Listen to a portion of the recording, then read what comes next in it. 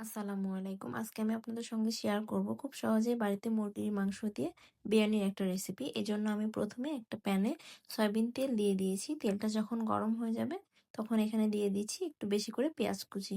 পেঁয়াজটা যখন হালকা ব্রাউন কালার হয়ে আসবে তখন আমি এ পর্যায়ে এখানে দিয়ে দিয়েছি তেজপাতা, দারুচিনি ও এলাচ। তারপরে দিয়ে আরও কিছুক্ষণ আমি ভেজে নেব যতক্ষণ না পর্যন্ত এমন গোল্ডেন ব্রাউন কালার হয়ে আসবে। তারপর আমি এখানে একটু পানি দিয়ে দিব যেন পেঁয়াজটা না পুড়ে যায়। এরপরে দিয়ে দিচ্ছি পরিমাণ মতো লবণ, মরিচের গুঁড়া, জিরার গুঁড়া আর সামান্য পরিমাণ গরম মসলার গুঁড়া। আর দিয়ে দিচ্ছি ১ চা চামচ আদা বাটা ও ১ চা চামচ রসুন বাটা। এখন এগুলো ভালোভাবে মিশিয়ে নিয়ে কষিয়ে নেব ৩ থেকে ৪ মিনিটের মতো। সামান্য পানি দিয়ে দিয়েছি এখানে যেন মসলাটা পুড়ে না যায়। তারপরে মসলাটাকে আমি কষিয়ে নেব ৩ থেকে ৪ মিনিটের মতো। আমি আগে থেকে বাদাম, কিশমিশ ও পোস্ত দানা বেটে রেখেছিলাম, সেটাও এখানে দিয়ে দিব। দিয়ে মসলার সঙ্গে ভালোভাবে মিশিয়ে নিব। এ পর্যায়ে কিন্তু জালটা একটু মিডিয়ামে রাখতে হবে, না হলে যেহেতু বাদাম বাটা দেওয়া আছে একদম নিচে লেগে যেতে পারে। তারপর আমি মসলাটাকে আবারও ভালোভাবে কষিয়ে নিয়েছি। যখন বাদামের কাঁচা গন্ধটা চলে যাবে এ পর্যায়ে প্রায় ১ কেজির মতো মুরগির মাংস আমি এখানে দিয়ে দিচ্ছি। মুরগির মাংসটা দিয়ে মশলার সঙ্গে ভালোভাবে মিশিয়ে নিয়ে রান্না করে নিতে হবে। আমি প্রায় এখানে ৬ থেকে ৭ মিনিটের মতো রান্না করে নিয়েছিলাম। দেখতেই পাচ্ছেন উপরে কি সুন্দর তেল ছেড়ে দিয়েছে। এ পর্যায়ে আমি প্রায় ৩ থেকে ৪ চামচের মতো টক দই ভালোভাবে ফেটিয়ে নিয়ে দিয়ে দিয়েছি। টক দইটা যখন দিয়েছি তখন কিন্তু চুলার জালটা একদম মিডিয়ামে রেখে তারপরে দিয়েছি। এরপরে আমি এখানে দিয়ে দিচ্ছি প্রায় ৩ থেকে ৪ চামচের মতো টমেটো সস। টমেটো সসটা দিয়ে ভালোভাবে মিশিয়ে নিয়ে ঢাকনা দিয়ে ঢেকে রান্না করে নিয়েছি আরো ৮ থেকে ১০ মিনিটের মতো।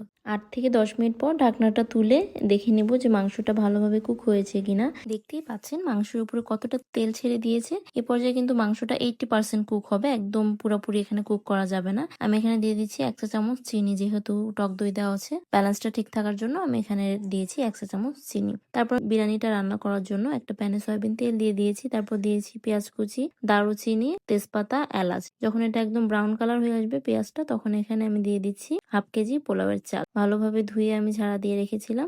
এখন আমি পোলাওয়ের চালটা ভালোভাবে ভেজে নেব। তারপর এখানে দিয়ে দিব 1/2 চা চামচ আদা বাটা ও 1/2 চা চামচ রসুন বাটা। দিয়ে আমি চালের সঙ্গে আবার ভালোভাবে মিশিয়ে নিয়ে ভেজে নেব প্রায় ২ থেকে ৩ মিনিটের মতো। চালটা ভালোভাবে যখন ভাজা হয়ে যাবে তখন আমি এ পর্যায়ে একদম ফুটন্ত গরম পানি দিয়ে দিব। অনেকে হয়তো চালের পানির মাপটা বুঝেন না, আমি চালের পানির মাপটা বলে দিচ্ছি। এখানে আমি কয়েকটা কাঁচা মরিচ দিয়ে দিয়েছি আর গুঁড়া দুধ আমি পানির সঙ্গে গুলিয়ে নিয়ে দিয়েছি। আর এখানে দিয়ে দিচ্ছি রাঁধুনির প্যাকেট বিরিয়ানি মশলা। বিরিয়ানি অথবা পোলাও রান্না করার সময় যতখানি আপনি চাল নেবেন তার দ্বিগুণ পরিমাণ পানি দিবেন। অর্থাৎ আপনি যদি ১ কেজি চাল নেন তাহলে ২ কেজি পানি দিবেন। আগে থেকে রান্না করা মুরগির মাংসটাও দিয়ে দিয়েছি। তারপর এখানে আমি একটু লবণটা চেক করে নিয়েছিলাম। আমার কাছে একটু লবণের পরিমাণটা কম লেগেছিল, যে কারণে আমি লবণ দিয়ে দিয়েছি। তারপর এখানে দিয়ে দিব বেশি করে ঘি।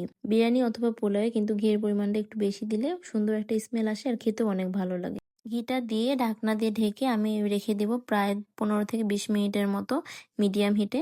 আপনারা হয়তো দেখতেই বুঝতে পেরেছেন যে বিরিয়ানিটা কতটা ঝরঝরে হয়েছে। আপনারা যদি পানির মাপটা এভাবে দেন তাহলে দেখবেন বিরিয়ানিটা একদম পারফেক্ট হবে, সুন্দর ঝরঝরে হবে। যারা একদমই নতুন, কখনো বিরিয়ানি রান্না করেনি, তারাও কিন্তু আমার এই রেসিপিটা দেখে একদম পারফেক্ট ঝরঝরে বিরিয়ানি রান্না করতে পারবে। আমি খুব সহজভাবে আপনাদের সঙ্গে বিরিয়ানির রেসিপিটা শেয়ার করার চেষ্টা করেছি। আমার ভিডিওটি ভালো লাগলে আর এমন আরো নতুন নতুন ভিডিও পেতে চাইলে আমার পেজটাকে ফলো দিয়ে অবশ্যই পাশে থাকবেন। ধন্যবাদ।